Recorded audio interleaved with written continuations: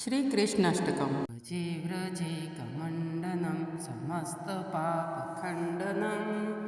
स्वभक्तचित्तरञ्जनं सदेव नन्दनन्दनं सुपिच्छगुच्छमस्तकं सुनादवेणुहस्तकम् अनङ्गरङ्गसागरं नमामि कृष्णनागरम् मनोजगर्वमोचनं विशाललोललोचनं विधूतगोपशोचनं नमामि पद्मलोचनं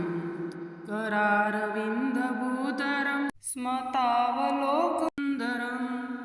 महेन्द्रमानदारणं नमामि कृष्णवारणं कदम्बसूनुकुण्डलं सुचारुगण्डमण्डलं व्रजाङ्गनेकवल्लभं नमामि कृष्णदुर्लभं यशोदया समोदया सगोपया सनन्दया युतं सुखैकदायकं नमामि गोपनायकम् सदेव पादपङ्कजं मदीयमानसे निजं दधानुमुत्तमालकं नमामि नन्दबालकम् समस्तदोषशोषणं समस्तलोकपोषणं समस्तगोपमानसं नमामि नन्दलालसं भुवोपरावतारकं भवाब्धिकर्णधारकं यशोमतिकिशोरकं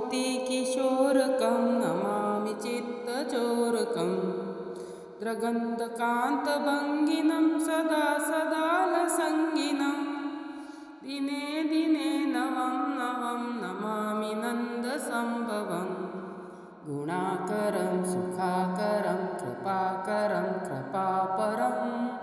सुरद्विषन्निकन्दनं नमामि गोपनन्दनं नवीनगोपनागरं नवीनकेलिलम्पटं नमामि मेघसुन्दरं तडित्प्रभालसत्पटम् समस्तगोपनन्दनं रदम्बुजैकमोदनं नमामि कुञ्जमध्यगं प्रसन्नभानुशोभनं निकामकामदायकं द्रगन्तचारुसायकं रसालवेणुगायकं नमामि कुञ्जनायकम्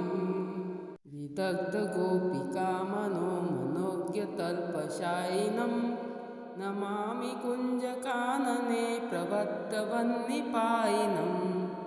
किशोरकान्तिरञ्जितं द्रगञ्जनं सुशोभितं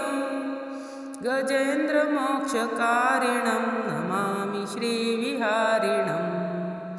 यदा तदा यथा तथा तथैव कृष्णसत्कथा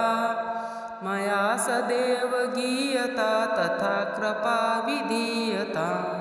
प्रमाणिकाष्टकद्वयं जपत्यदित्यय पुमान् भवेत् स नन्दनन्दने भवे भवेषु भक्तिमान्